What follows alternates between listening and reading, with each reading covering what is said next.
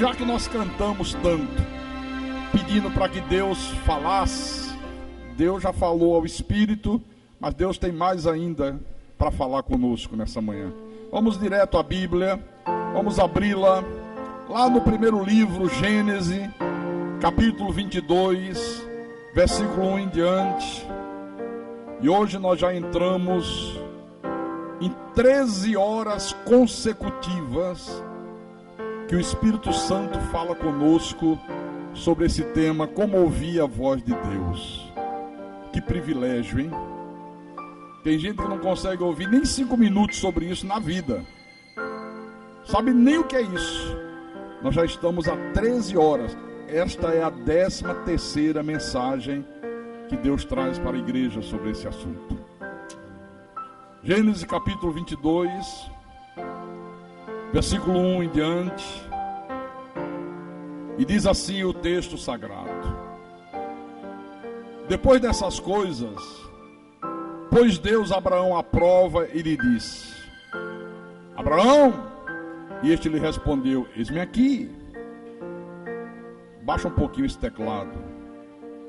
E Deus acrescentou: toma teu filho, teu único filho, Isaque, a quem amas, e vai-te à terra de Moriá, oferece-o ali em holocausto sobre um dos montes que eu te mostrarei.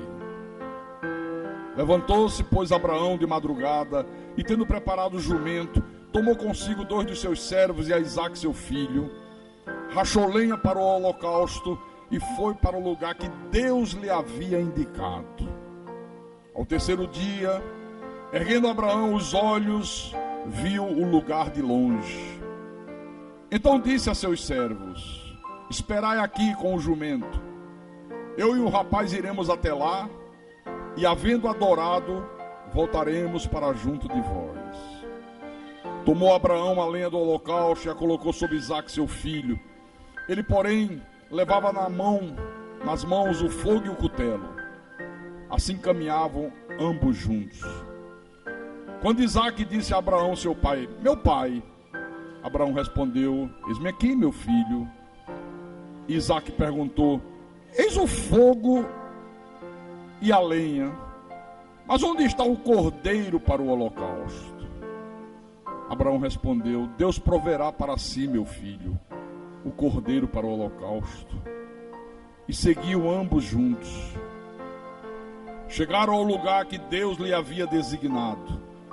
Ali edificou Abraão um altar, sobre ele dispôs a lenha, amarrou Isaque seu filho e o deitou no altar em cima da lenha. E estendendo a mão, tomou o cutelo para imolar o filho. Mas do céu lhe bradou o anjo do Senhor: Abraão, Abraão! E ele respondeu: eis-me aqui. Então lhe disse: não estendas a mão sobre o rapaz e nada lhe faças, pois agora sei que temes a Deus, porquanto não me negaste o filho, o teu único filho. Feche teus olhos, vamos orar a Deus para que o Espírito Santo nos dê discernimento sobre esta palavra. Senhor Jesus Cristo, nosso Deus e eterno Pai, aqui estamos nós submissos à Tua santa vontade,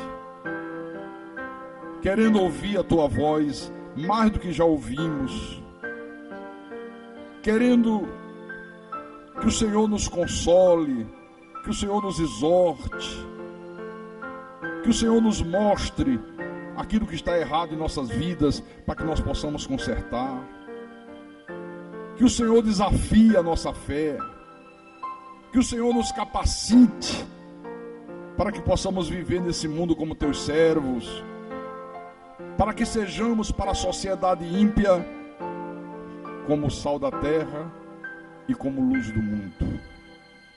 Então fala-nos nessa manhã, fala a Tua igreja santa, fala a Tua igreja bendita, fala aos Teus filhos amados, fala às ovelhas do Teu rebanho, porque elas estão aqui prontas para ouvir a voz do bom pastor. E o bom pastor é o Senhor, o bom pastor que deu a vida pelas ovelhas. Fala através de mim, que eu seja o instrumento da tua santa vontade, meu Deus. Nada mais do que um instrumento de Deus.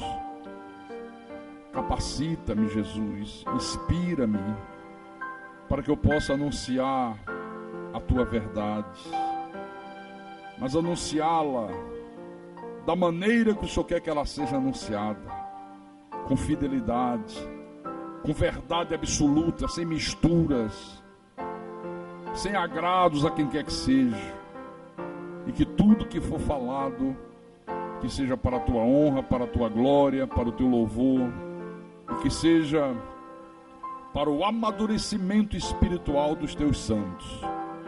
E eu te peço isso em nome de Jesus, porque a minha suficiência vem de ti. Em nome de Jesus, e que todos que creem digam amém e amém. Diga graças a Deus. Igreja de Jesus Cristo, povo amado de Deus, eu tenho dito exaustivamente em todos esses cultos que nós fizemos até hoje, que Deus continua falando nos dias de hoje da mesma maneira que Deus falou no passado. E eu disse aqui que muitas das vezes, quando Deus fala, a voz de Deus choca a nossa carne. A carne se choca com o que Deus fala. Muitas das vezes aquilo que Deus fala contraria toda a lógica humana. Muitas das vezes quando Deus fala, essa voz de Deus desafia a nossa fé. Entretanto, mesmo chocando a carne, mesmo contrariando toda a lógica humana, mesmo desafiando a nossa fé, é a voz de Deus e nós devemos obedecê-la. Amém, irmãos? Então esse exemplo aqui, que está em Gênesis, que eu acabei de ler, mostra que Abraão obedeceu a voz de Deus, mesmo a voz de Deus nesse momento cruciante, contrariando toda a lógica humana. Porque qual era a lógica que tinha? Deus concedeu um filho a Abraão, um filho da sua velhice, quando ele já era um homem extremamente idoso, sua mulher idosa, e logo depois de eu dizer, agora eu quero que você me dê o teu filho como o holocausto no alto do Monte Moriá. Que lógica tem isso aqui? Aos olhos humanos não tem lógica nenhuma. Neste momento aqui, a voz de Deus desafiou a fé de Abraão, colocou em xeque a fé desse homem. Você lembra que eu disse aqui no culto passado, que uma pessoa que teme verdadeiramente a Deus, ela não nega nada para Deus. Nada, nada, nada. Abraão chegou ao extremo de sacrificar o próprio filho. Oferecer o filho como oferta de holocausto. Era fazer o que se fazia quando se oferecia um animal. A oferta de holocausto tinha que sangrar o animal, derramar todo o sangue no chão, depois colocar o animal em cima de uma fogueira, atear fogo e deixar o fogo queimar o animal até as suas carnes, os seus ossos, sua pele se transformar em cinzas. Deus disse, eu quero que você faça isso com o teu filho para mim. Eu não quero mais oferta de carneiro, eu não quero mais oferta de bois, eu quero o teu filho, Isaque, a quem tu muito amas. Então Abraão chegou ao extremo. O que Deus disse aqui no versículo 22? No versículo 22 não, no versículo 12. Lê outra vez. Versículo 12. Não estenda as mãos sobre o rapaz e nada lhes faça, pois agora sei que temes a Deus, porquanto não me negaste o filho, o teu único filho. Deus poderia dizer hoje, agora sei que temes a Deus, porquanto não me negaste renunciar à tua profissão para seres um pastor. Agora sei que temes a Deus, porquanto não me negaste estar presente em todos os meus cultos, não me negaste guardar o meu santo dia, não me negaste o teu talento para cantar no louvor da igreja, para tocar um instrumento no louvor da igreja, para ser uma professora da escolinha, para fazer algo em favor da minha obra. Deus poderia falar isso hoje aqui. Agora eu também disse que quando você teme a Deus, você ouve a voz de Deus e obedece. E aí, nos momentos cruciantes da vida, meu irmão, você vê Deus se manifestar de forma sobrenatural em teu favor, em nome do Senhor Jesus. Eu esperava ouvir um glória a Deus, um amém, amém, assim seja, é verdade. Fale. Amém. Ou vocês estão dormindo ainda? Abraão, este homem, viu o sobrenatural de Deus, irmão, várias vezes se manifestar na vida dele. O próprio filho dele, Isaac, foi resultado de uma ação sobrenatural de Deus, porque ele não tinha mais como ser pai. Sara, a mulher desse homem, era uma mulher de mais de 100 anos, estéril, era absolutamente impossível que esse casal pudesse dar à luz a uma criança. Mas Deus disse, você vai ser pai. E Deus fez de uma forma sobrenatural que o milagre acontecesse.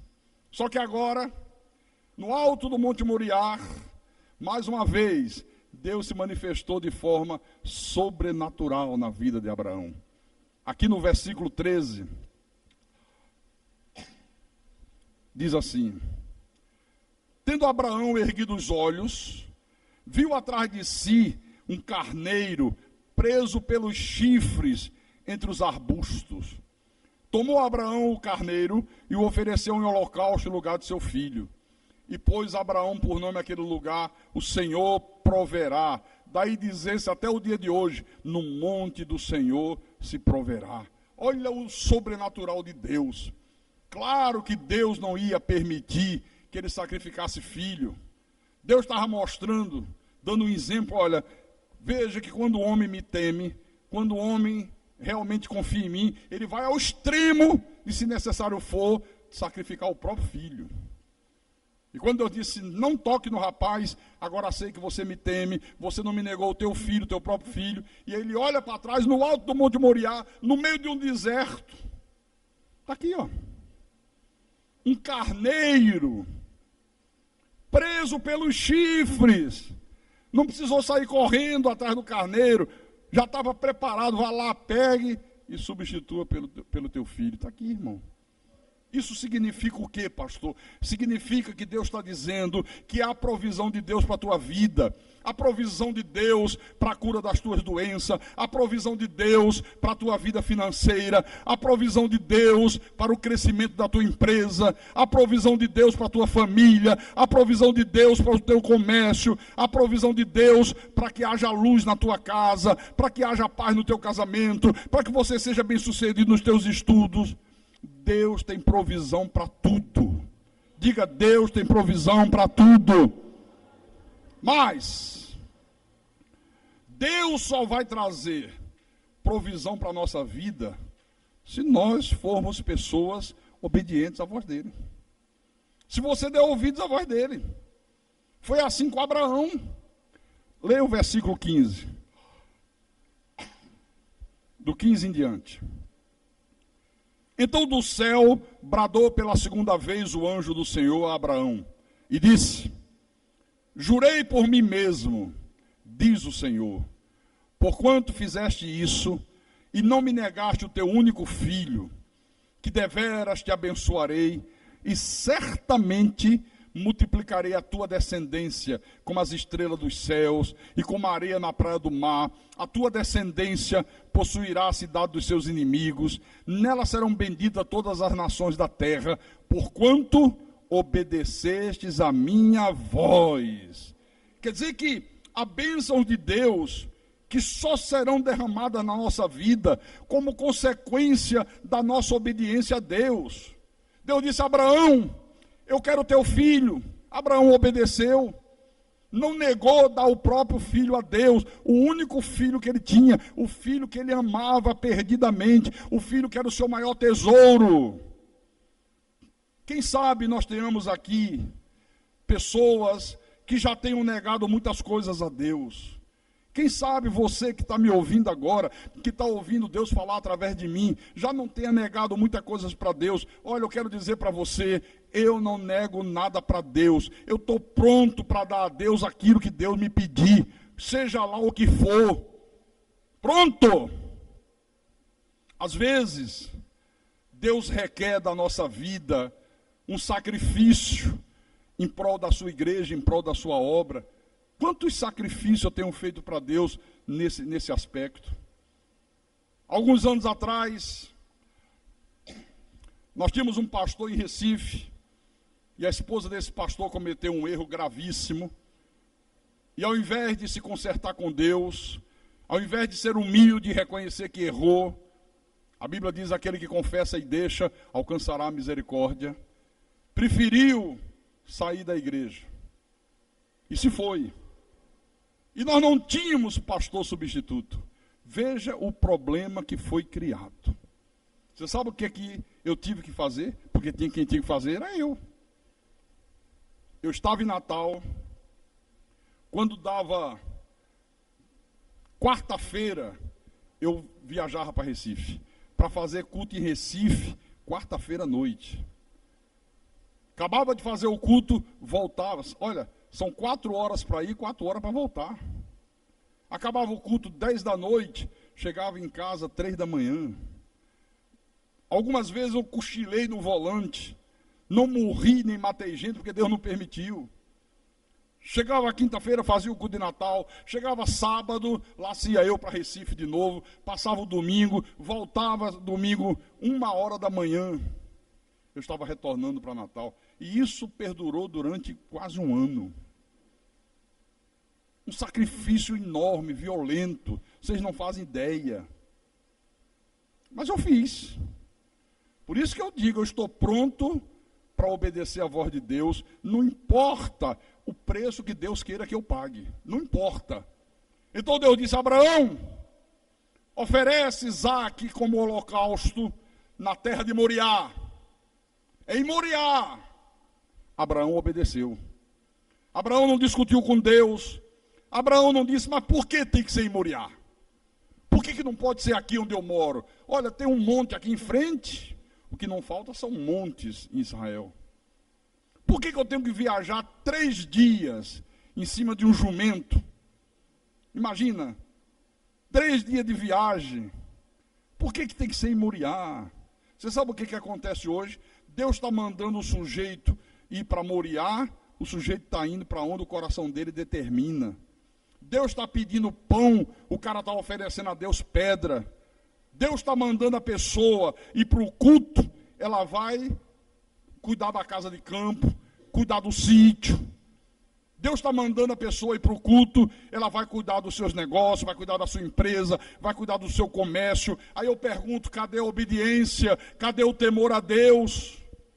Irmãos, Deus tinha um mundo de bênçãos para esse homem aqui, mas para isso era absolutamente necessário que ele fosse aos extremos da fé, que esse homem fosse aos extremos da obediência irrestrita a Deus, para que uma vez provado e aprovado, ele pudesse dizer: eu creio em Deus, tudo que Deus manda eu faço, tudo que Deus me pede eu dou. Tudo, tudo, tudo. Eu pergunto, você hoje poderia abrir a boca e dizer isso? Eu creio em Deus, tudo que Deus me pede eu faço, tudo que Deus manda eu faço, tudo que Deus me pede eu dou. Você poderia dizer isso hoje? Esse homem chegou nesse nível. Olha, irmãos, dê graças a Deus por você congregar numa igreja que está sempre ensinando você a obedecer a voz de Deus, como esse homem aqui obedeceu. Aqui na Cristo é Vida, enquanto você continuar ouvindo a voz de Deus e obedecendo, Deus vai prover cada uma das tuas necessidades em Cristo Jesus, todos os dias da tua existência, meu irmão, em nome de Jesus Cristo.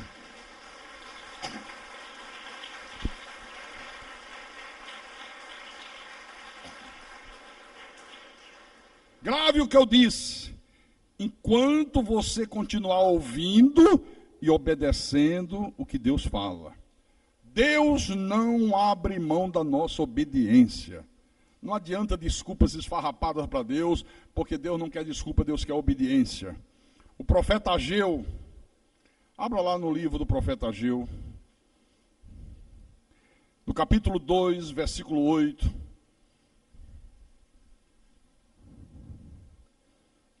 Pode procurar que eu espero.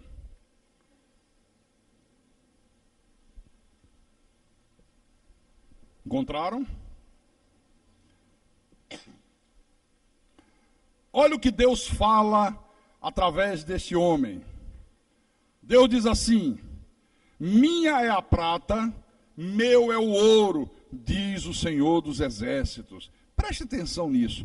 Irmãos, se Deus é o dono de todo o ouro e de toda a prata, é óbvio, claro, é evidente que Deus não precisa dos nossos dízimos, Deus não precisa das nossas ofertas. Todavia, Deus determinou dízimos e oferta para manter a sua igreja, para testar a nossa fé, para testar o nosso amor, para testar a nossa obediência.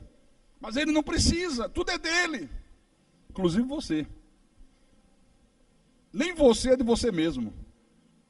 Tudo é dele. Diga, tudo é dele. Aí eu pergunto, você tem sido obediente a Deus? Você tem sido dizimista fiel? Tudo que te chega às mãos, a primeira coisa que você faz é separar o dízimo de Deus. Quando você dá uma oferta na igreja, você dá a oferta como expressão da tua generosidade ou como expressão da tua avareza? Paulo disse isso aos Coríntios. Como é que você tem sido? Como é que você tem feito? Olha, Deus estabeleceu isso para testar a tua fé. Se você tem uma fé legítima ou se você tem uma fé falsa. Para testar a tua obediência. Não que Ele precise do teu dízimo, nem do meu, nem de ninguém. Amém? No Salmo 103. Salmo 103.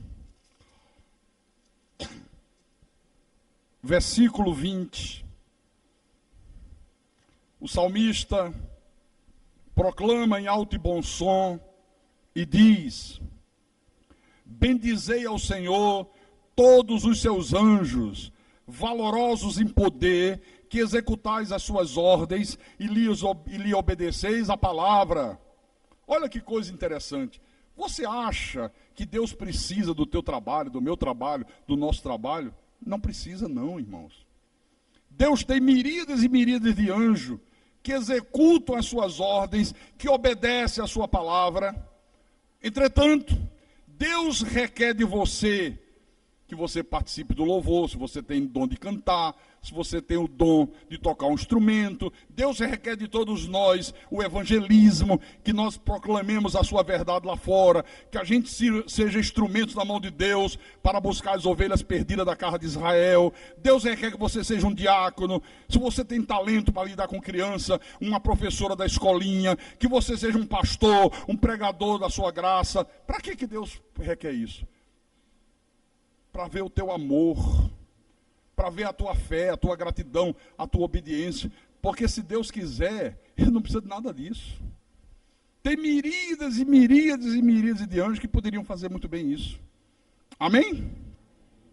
Olha, se você não fizer aquilo que Deus está requerendo de você, você nunca verá Deus se manifestar de forma sobrenatural em teu favor. Nunca, nunca, nunca, nunca, nunca. E mais uma vez eu chamo a atenção dos irmãos para a importância de um ministério como o nosso, uma igreja que te ensina a conhecer a voz de Deus, uma igreja que te ensina a conhecer Deus como Deus quer ser conhecido. Porque quem não conhece Deus como Deus quer ser conhecido, irmão, com muita facilidade, deixa de dar ouvidos à voz de Deus e começa a dar ouvidos aos muitos tipos de vozes que há nesse mundo. E o resultado é simplesmente terrível. Quando a pessoa começa a dar ouvidos aos muitos tipos de vozes que há nesse mundo, ao invés de dar ouvido à voz de Deus, olha, sobrevém doença, sobrevém miséria, sobrevém fracasso, vem angústia, vem depressão, vem fome, vem síndrome do pânico, portas se fecham, sonhos que nunca se concretizam, nunca se realizam. É uma verdadeira tragédia. Uma verdadeira tragédia. Tudo isso que eu estou dizendo para você já aconteceu lá no passado longínquo com o povo de Israel.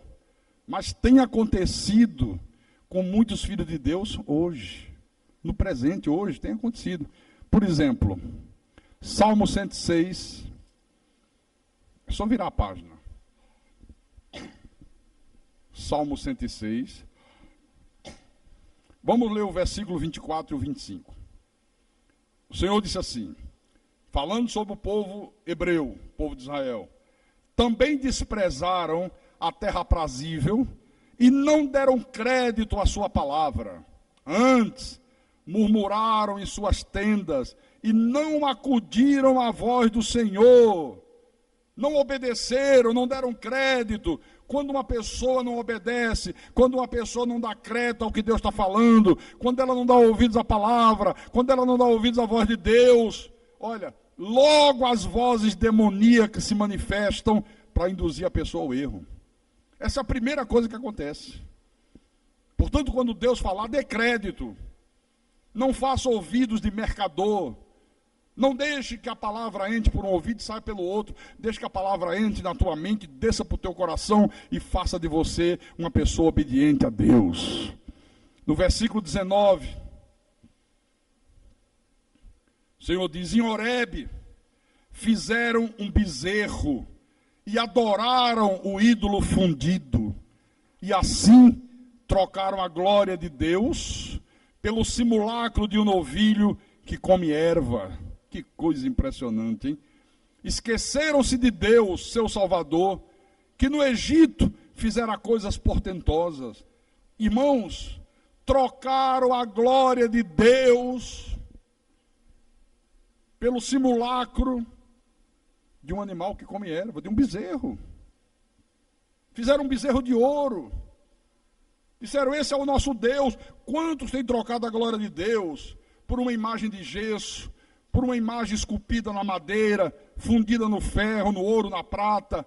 Quantos têm trocado a glória de Deus por uma rosa que o cara diz que está ungida, a toalhinha do apóstolo, não sei das quantas, o óleo de Israel, comprado no mercantil aqui da esquina, enganando milhões e milhões de pessoas? Então, às vezes, esse bezerro de ouro aqui é o líder da denominação. Eu não aceito ser bezerro de ouro para ninguém, por favor. Quando o líder passa a ser o bezerro de ouro, como acontece na grande maioria dos ministérios, as pessoas são totalmente fiéis ao líder e infiéis a Deus. O sujeito pode falar a coisa mais absurda, ele pode transmitir um ensinamento que choca profundamente com a Bíblia, mas as pessoas dizem, não, mas o pastor falou. Não, mas não está na Bíblia. Não, mas o pastor... Ainda tem líder que é cara de pau que diz assim, irmão, Jesus disse, as minhas ovelhas ouvem a minha voz. Querem dizer que é para ouvir a voz dele, não. Ouvir a voz de Deus, ele é que é o bom pastor. Às vezes esse bezerro de ouro aqui, ó,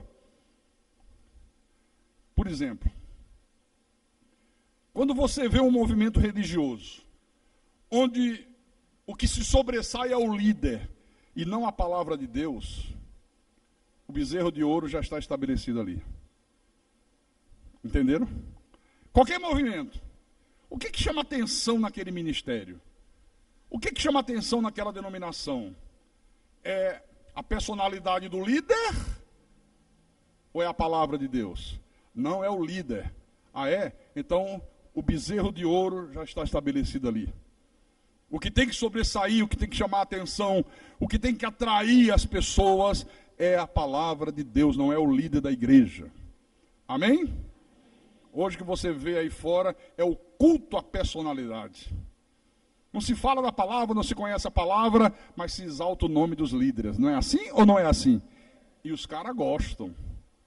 Eles adoram o culto à personalidade. Né? Bom, versículo 35. Diz assim: antes se mesclaram, se misturaram, né, com as nações e lhes aprenderam as obras, deram culto a seus ídolos, os quais se lhes converteram em laço, em armadilha, pois imolaram seus filhos e suas filhas aos demônios. No versículo 39, assim se contaminaram com as suas obras e se prostituíram nos seus feitos. Olha o que é que o povo fez. Se misturaram com as nações ímpias, se envolveram com as falsas religiões que havia naquele tempo, aprenderam as obras malignas dos outros povos e deram culto aos seus ídolos. Você quer ver uma coisa? De quem é que o povo de Deus aprendeu essa coisa de adorar a três deuses? De fazer correntes de libertação, de confiar em objetos ditos ungidos, de fazer vigílias, oferecer uma noite de sono para Deus, de ficar num ciclo de oração durante uma tarde inteira, uma manhã inteira, de 7 da manhã até 1 da tarde, de meio-dia até as 6 da tarde, esfolar o joelho no chão. De quem que eles aprenderam essas coisas? Das nações pagãs, do paganismo. Por exemplo, na religião indiana, existe uma trindade formada por Brahma, Shiva e Vishnu. Aí você vai para a religião dos egípcios, a religião egípcia, e tem uma trindade formada por Osíris, Ísis e Horus. Irmãos, a origem da trindade é das religiões pagãs, das nações pagãs. Eles foram lá tomar emprestado os bispos católicos e jogaram no seio do cristianismo. Trindade é uma doutrina inteiramente estranha às Escrituras Sagradas. As Escrituras não falam de três pessoas distintas, uma ao lado da outra. As Escrituras falam de um Deus que se manifestou como Pai na criação. Um dia ele se fez carne, assumiu um corpo, a sua manifestação de filho. Depois ele sai dessa manifestação corpórea e se volta outra vez em espírito, a sua manifestação de Espírito Santo. Mas um único Deus, não três pessoas distintas. Amém? Diga graças a Deus. Outro exemplo. 1 de Reis,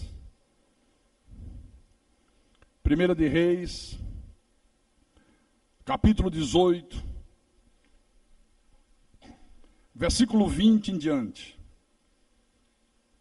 Diz assim o texto: Então enviou Acabe mensageiros a todos os filhos de Israel e ajuntou os profetas no Monte Carmelo.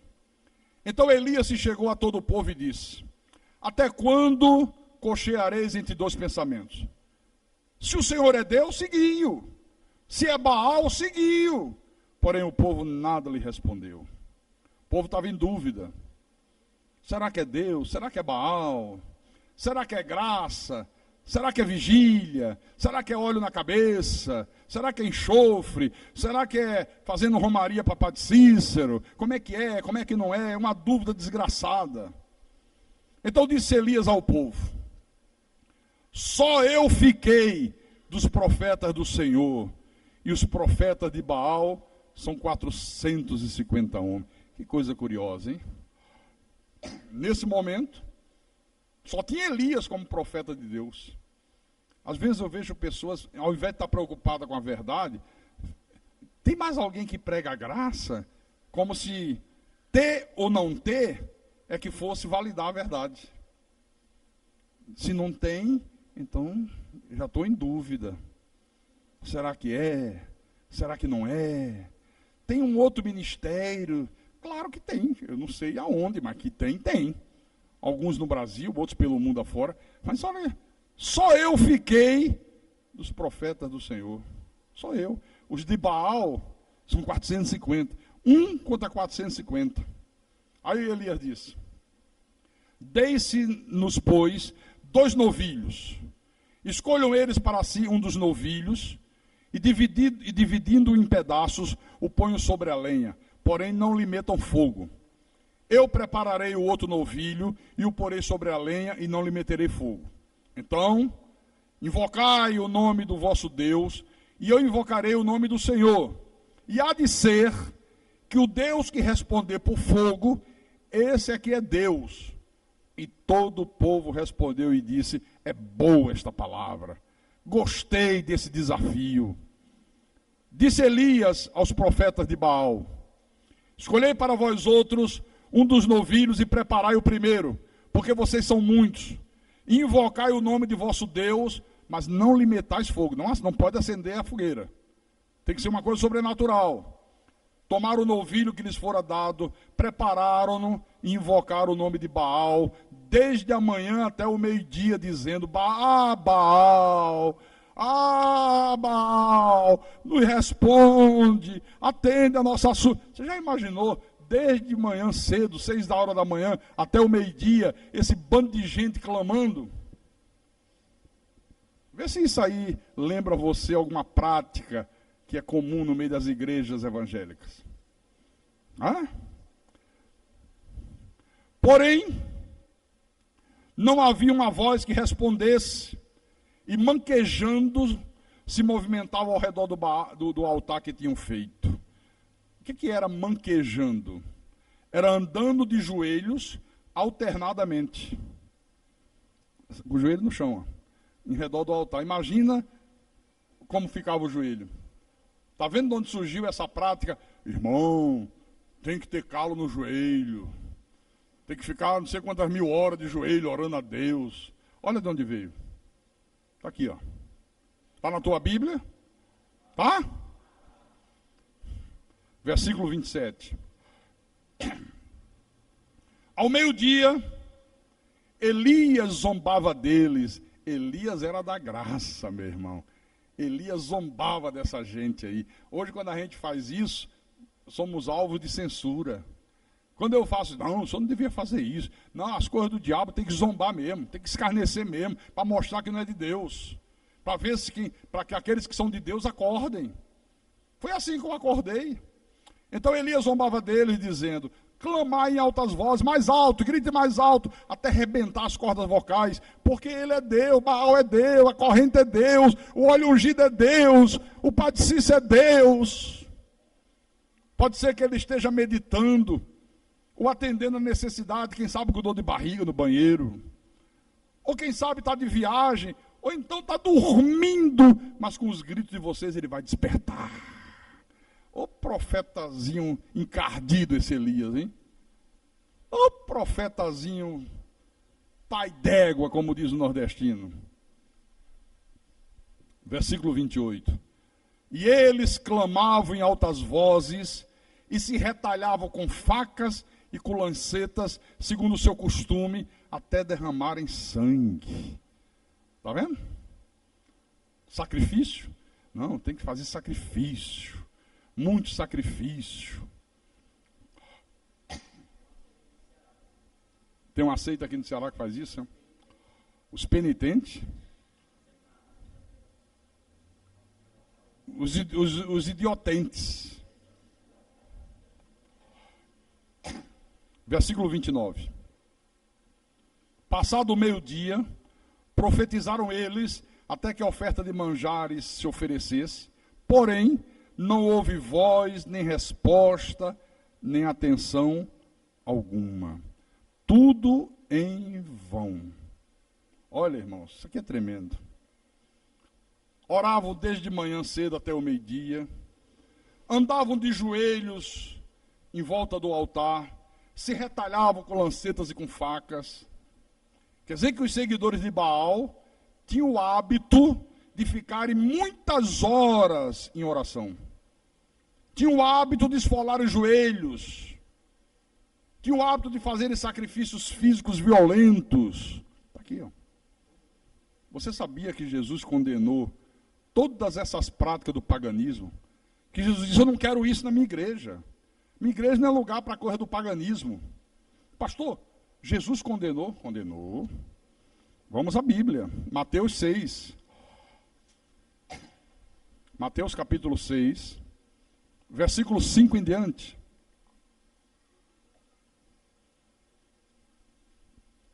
Quantos anos eu passei, meu irmão, fazendo sacrifícios físicos violentos, vigílias. O cara começar uma vigília 10 da noite e terminar 5 da manhã. Às vezes depois de um dia de trabalho, olha que ignorância, que estupidez. Dando cabeçada no vento. Como é que pode ficar de 10 da manhã, 10 da noite às 5 da manhã? Olha o que Jesus disse aqui. Capítulo 6 de Mateus, versículo 5.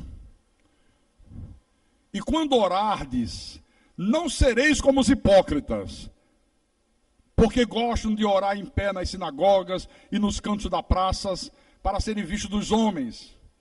Em verdade vos digo que eles já receberam a recompensa. Quando você orar, Jesus diz, não seja como os hipócritas. Eles gostam de orar em pé. O cara procurava o lugar mais alto da sinagoga e ficava lá para todo mundo ver. Ai, aleluia. Pô, que fé, hein, meu irmão? O cara é espiritual mesmo. Ou então nas praças, já passou nas praças, viu o cara esbravejando? Não satisfeito, bota uma caixa de som do tamanho do mundo e fica perturbando quem passa. Aí, milhões de pessoas passando e o cara sozinho. Mas aquilo satisfaz o ego dele, ele acha que é santo. Ele acha que tem fé. Ele acha que aquilo ali garante a vida eterna dele, garante a salvação dele. Por isso que ele faz aquilo, está aqui. Ó. E gosta de ser visto pelos irmãos da igreja como homem de oração, homem de muita fé. Olha, o irmão fulano é muito santo, viu? O cara tem uma fé, meu irmão. Ele vai para a praça, fica lá 10 horas gritando para o vento, orando para o vento, pregando para o vento. Isso não é fé. Isso é ser fanático. Isso é ser louco, maluco, doido, varrido. Aí Jesus continuou.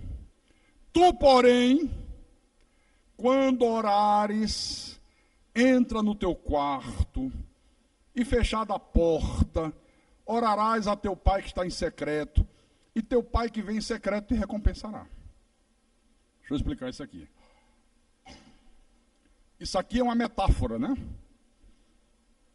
Não é que ele disse, ó, se tranca, fecha a porta de chave e ora bem baixinho, embaixo da cama, viu? Não é isso. Isso aqui é uma metáfora. Por exemplo, entrar no quarto, fechar a porta e orar a Deus em secreto, você pode fazer isso dirigindo o teu carro. Quantas vezes eu estou dirigindo o meu automóvel e estou orando? Todo mundo está passando, ninguém sabe o que eu estou orando. Para no sinal de trânsito, fechou. Senhor Jesus Cristo, abençoa a igreja, se eu tenho problemas para resolver, dá uma solução, estou ali, eu e Deus. Agora imagine se eu parasse o carro, aleluia, Senhor, tu tem que dar um jeito, abre a porta.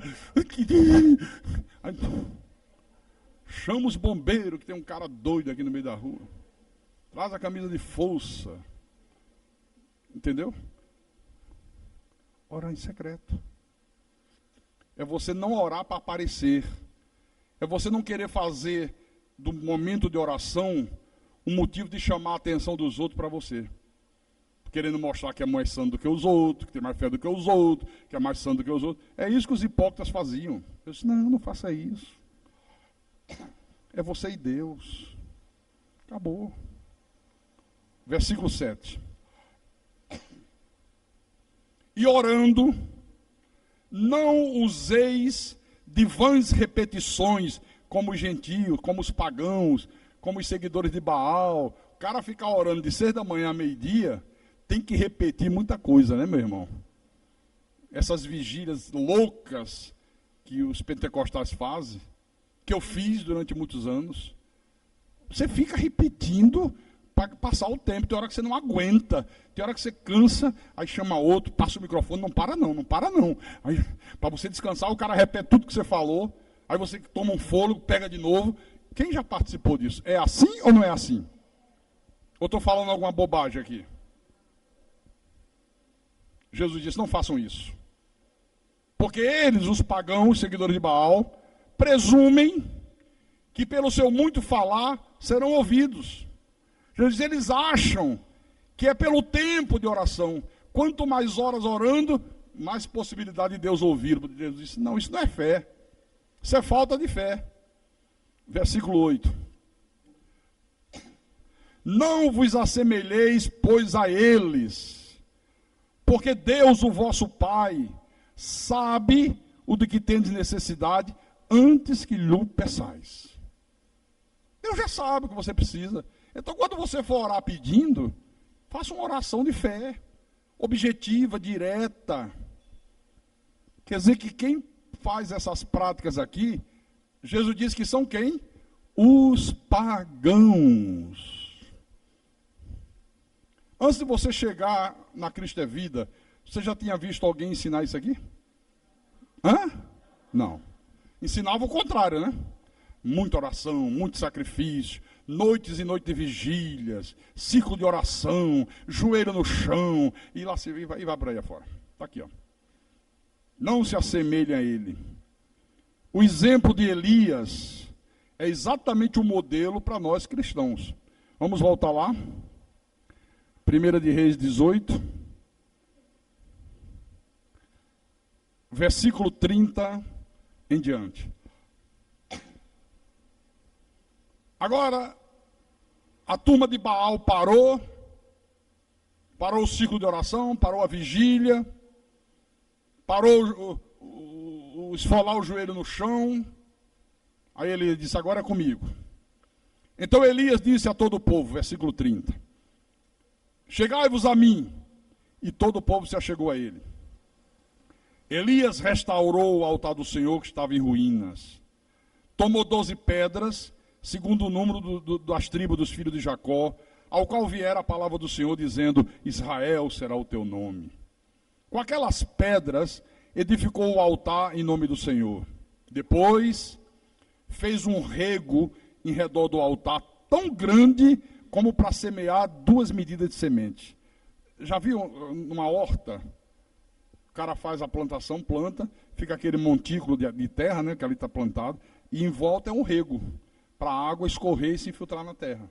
Elias fez um rego grande, enorme. Então, versículo 33, armou a lenha, dividiu o novilho em pedaços, colocou sobre a lenha e disse, encham de águas 4 cântaros, 4 jarros grandes, e derrame sobre o holocausto e sobre a lenha, encharca a lenha. Você sabe que madeira, se estiver molhada, não pega fogo nem a pau, meu irmão. Pode botar a gasolina e o álcool que quiser que não pega. Ela tem que estar seca. Elias vai e diz, não, encharca tudo. Encharca, mais água. Fizeram a segunda vez, não, faz a terceira vez. Que profetazinho enjoado, hein, rapaz? O cara é abusado mesmo, né, meu irmão? 3 vezes, mas ele já está ficando papa a madeira. Eu quero é papa mesmo, bota mais água lá. De maneira que a água corria ao redor do altar. Ele encheu também de água o rego. No devido tempo, para se apresentar a oferta de manjares, aproximou-se o profeta Elias e disse, agora olha a oração de Elias. Ó Senhor, Deus de Abraão, de Isaque e de Israel, fique hoje sabido que tu és Deus em Israel, e que eu sou teu servo, e que segundo a tua palavra fiz todas estas coisas. Responde-me, Senhor, responde-me, para que este povo saiba que tu, Senhor, és Deus, e que a ti fizeste retroceder o coração deles. Parou. Sabe quantos segundos dessa oração? 15 a 20 segundos. 15 a 20 segundos, acabou. Acabou, foi a oração do cara. Olha, estava orando, o desafio era Deus mandar fogo dos céus e consumir o holocausto. Mas aqui era fogo mesmo, não é esse fogo que os pentecostais dizem. Tem fogo na tua igreja? Quando eles falam de fogo é histerismo, gente gritando, gente babando, gente correndo igual desesperado, dizendo que é o Espírito Santo. Tem fogo lá? Já ouviu isso? A sua igreja tem fogo? Não, não tem não, mas se você quiser eu boto gasolina e toco. Se o teu problema é fogo, tem bombeiro. Bombeiro tem alguns aqui. Tem fogo, não, aqui era fogo no duro. 20 segundos a oração do profeta. Será que funciona assim bem rápido, hein? Leia o versículo 38. Então, caiu o fogo do Senhor e consumiu o holocausto, e a lenha, e as pedras, e a terra, e ainda lambeu a água que estava no rego. O que vendo todo o povo, caiu de rosto em terra e disse: o Senhor é Deus, o Senhor é Deus, aleluia.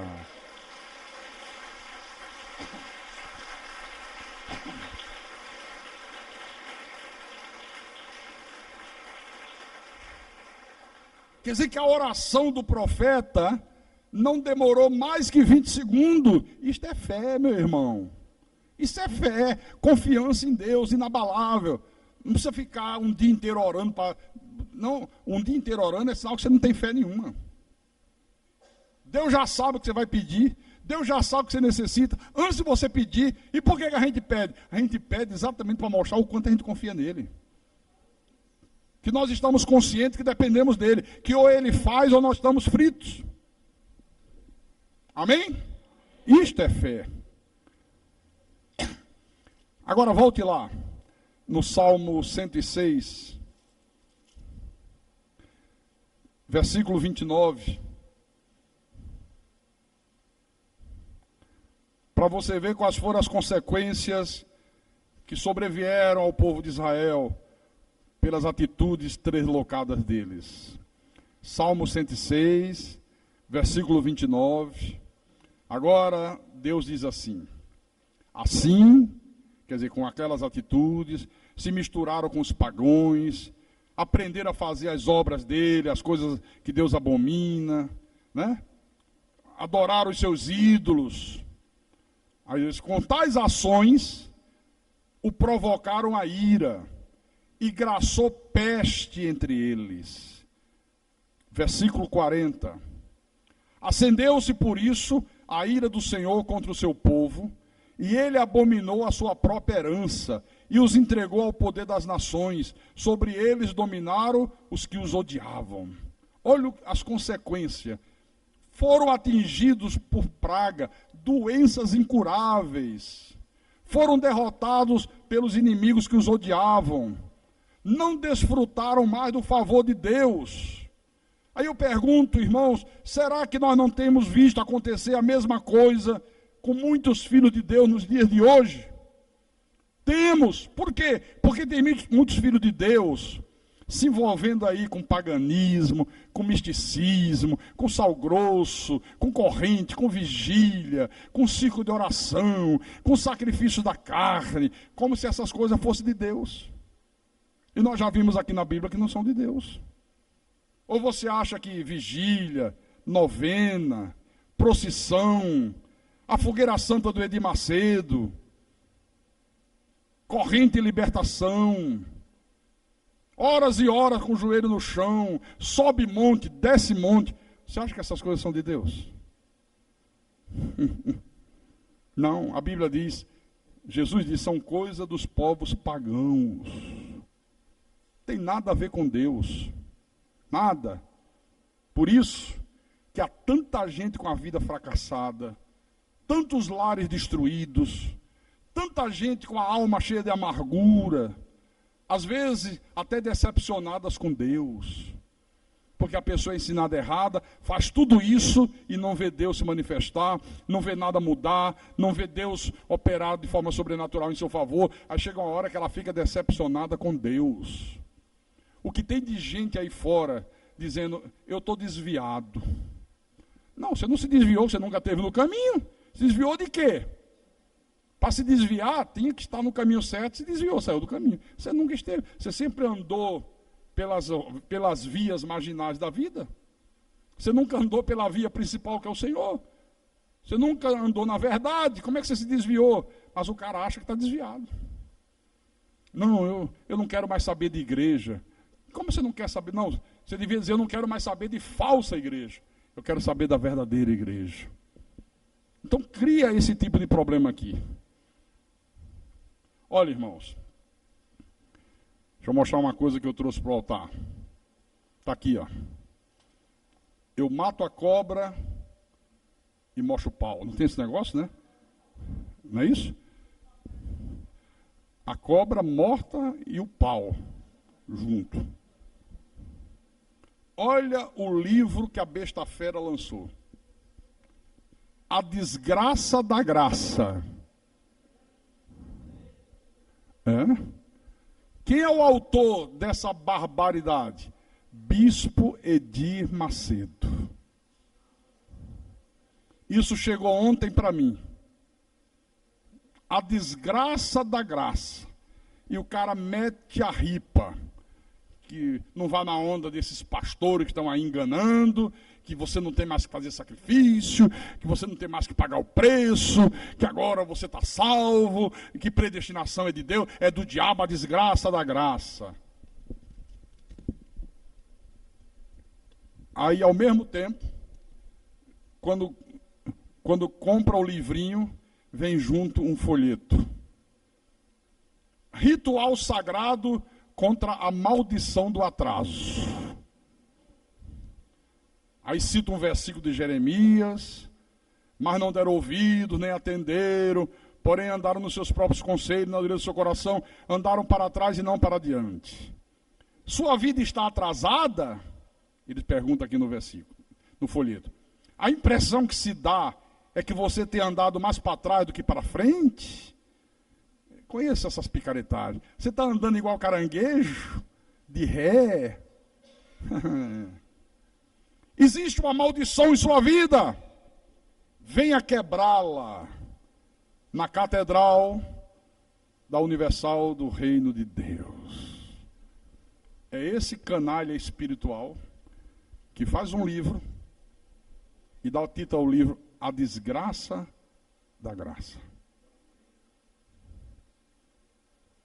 É esse canalha espiritual que milhões de brasileiros idolatram. E tem esse homem como se fosse Deus. São capazes de dar a própria vida em favor dele. Então, meu irmão, olha só. Se você quer desfrutar do favor de Deus, se você quer no duro, ver Deus se manifestar de forma sobrenatural na tua vida, se você quer ver provisão de Deus para cada uma das tuas necessidades, ouça a voz de Deus como Abraão ouviu, amém? Mas obedeça como Abraão obedeceu. Ouça a voz de Deus como Paulo ouviu, mas obedeça como Paulo obedeceu. Ouça a voz de Deus como Moisés ouviu, mas obedeça como Moisés obedeceu. Ouça a voz de Deus como Zaqueu ouviu no alto do sicômoro, mas também obedeça como ele obedeceu. Ouça a voz de Deus como a viúva de Sarepta ouviu, mas também obedeça como a viúva de Sarepta obedeceu. Porque senão, meu irmão, não verá Deus agir de forma sobrenatural. Não verá Deus abrir portas fechadas. Não haverá Deus cumprir promessas. Não verá Deus responder às tuas orações. Você vai viver uma vida espiritual estéril. Completamente estéril. E eu quero terminar no Salmo 95. Abra no livro de Salmos.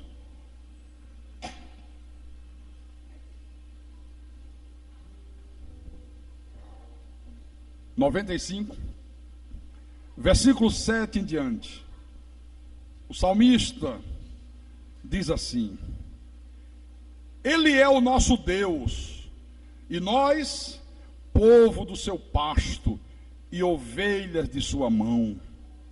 Hoje, se ouvirdes a sua voz, não endureçais o coração, como em Meribá, como no dia de Massá, no deserto, quando vossos pais me tentaram, pondo-me à prova, não obstante terem visto as minhas obras.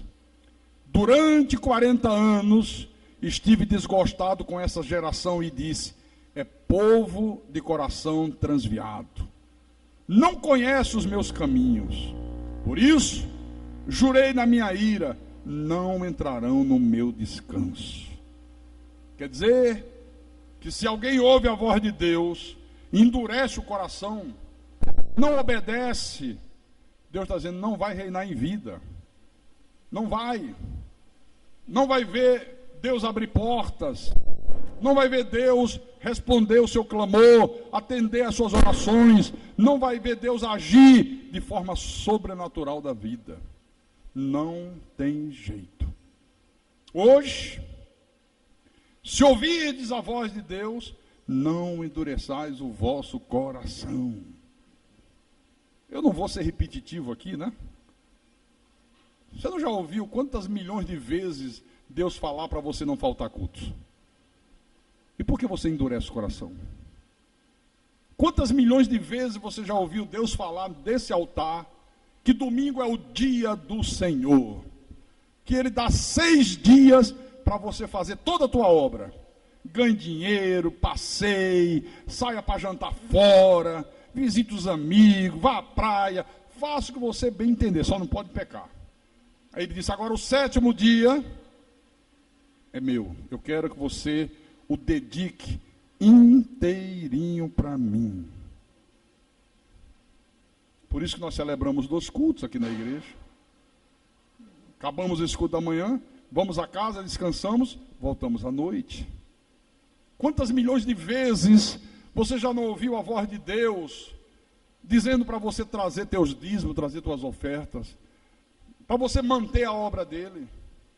Quantas milhões de vezes você já ouviu Deus falar para você amar a tua mulher, marido, como Jesus ama a igreja? E você não ama a tua mulher, você é bruto, você é estúpido, você não trata a tua mulher com delicadeza, trata a mulher como se fosse uma escrava de luxo.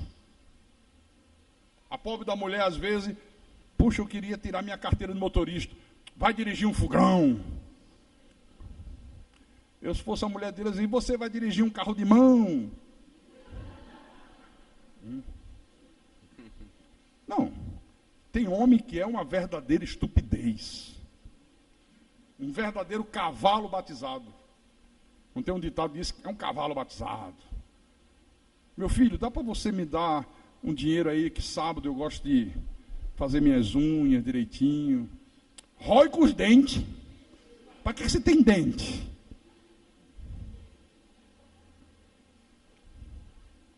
Não é?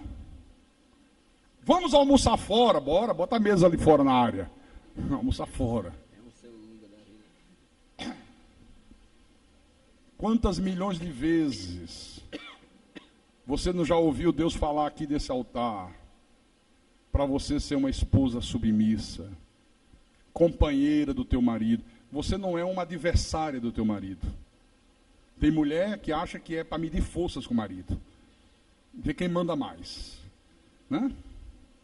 Não, não é isso não.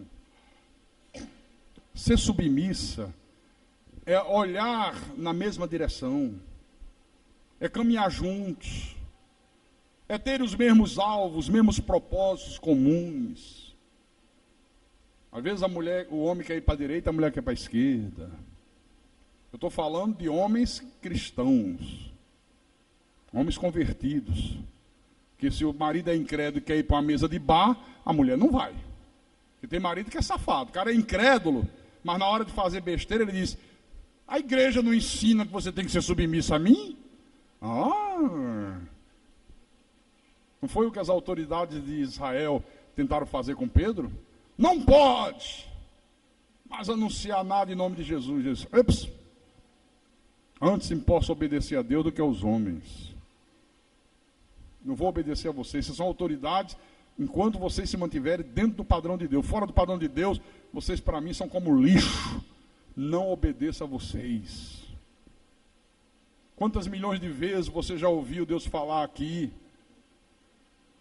que você, filho, deve ser obediente aos teus pais em tudo?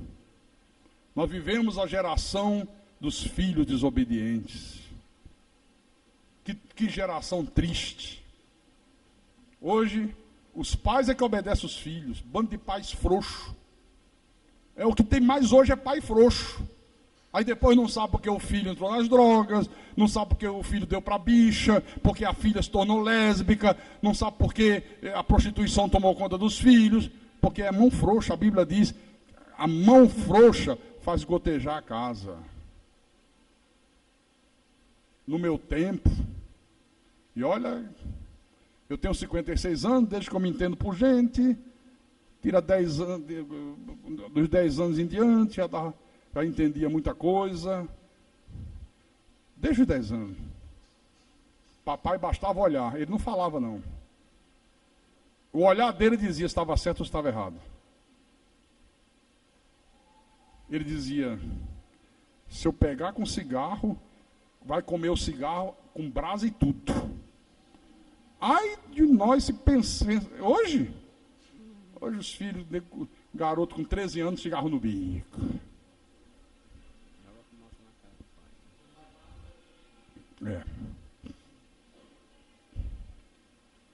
No meu tempo, você jovem, adolescente, ia para o colégio, o professor era uma figura que tinha que ser respeitada, quase que venerado. Era como se fosse um substituto dos pais. Hoje, aluno bate em professor, mata professor, vai para o colégio com faca, com revólver. Que geração é essa? Onde nós chegamos? Aonde chegaremos? Uma tragédia, uma desgraça. Então, hoje, se ouvirdes a sua voz, não endureça o teu coração. Faça o que Deus manda, sem se preocupar com as consequências, sem levar em conta as circunstâncias, sejam elas boas, sejam elas ruins. Obedeça. E aí Deus vai se manifestar na tua vida, em nome de Jesus Cristo. Amém? E quem tem ouvidos, que ouça o que esse Deus maravilhoso falou com a igreja nessa manhã. Aleluia. Glória a Deus.